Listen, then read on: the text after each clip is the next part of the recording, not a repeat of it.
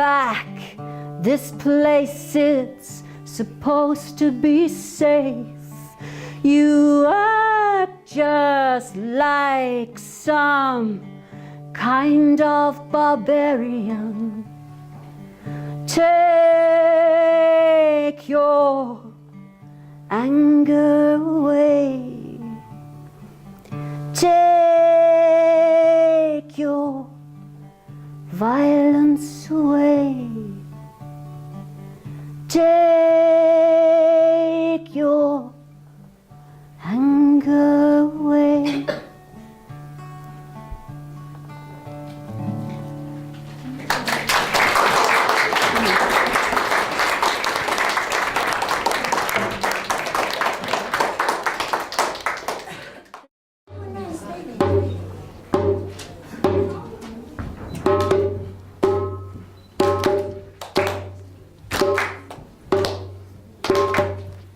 I shall walk through the town in the clothes of my choice, swing my hips and I'll raise my voice. I'll look you right in the eye with a strong woman's smile.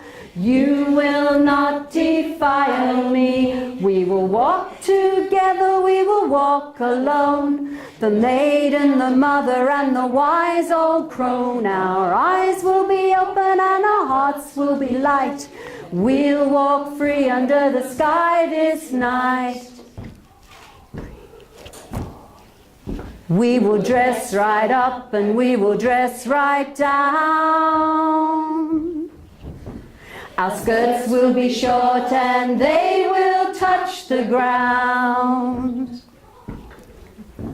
Our faces will be painted and our faces will be plain. We'll walk when it's fine and we'll walk in the pouring rain. I shall walk through the town in the clothes of my choice, swing my hips and I'll raise my voice. I'll look you right in the eye with a strong woman's smile. You will not defile me. You will not defile me. You will not defile me.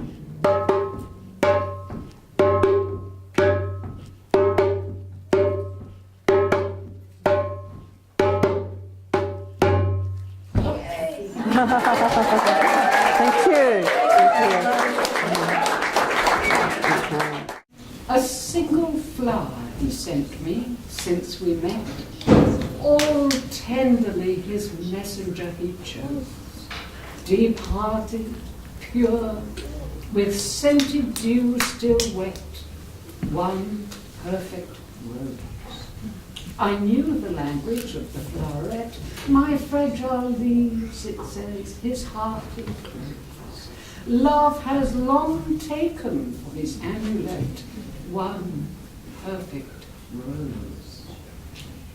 Why is it no one ever sent me yet one perfect limousine, do you suppose? Oh no, it's always just my luck to get one perfect rose.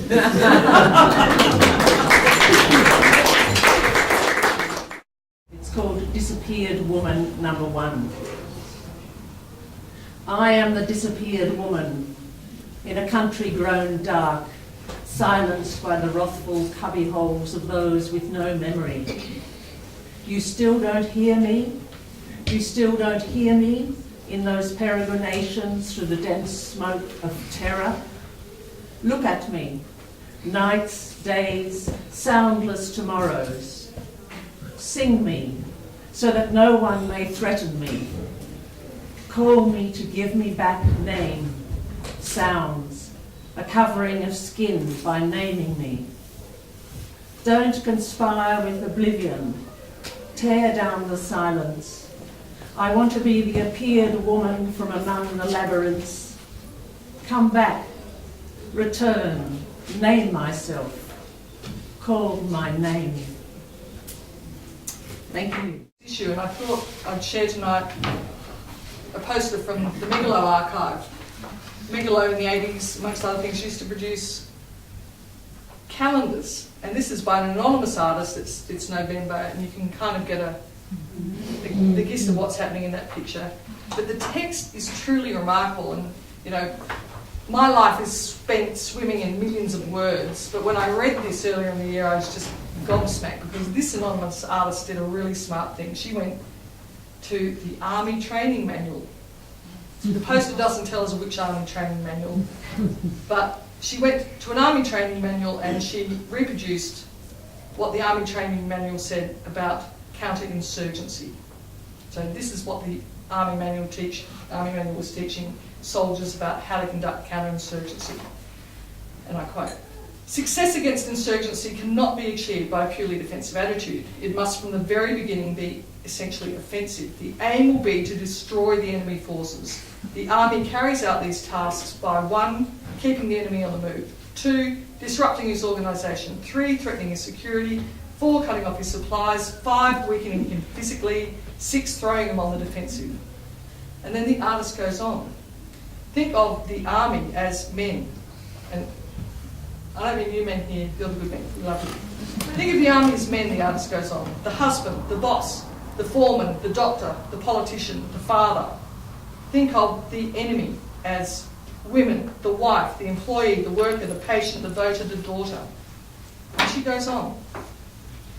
By substituting the husband for the army and the wife for the enemy, the aim will be to destroy the woman's self.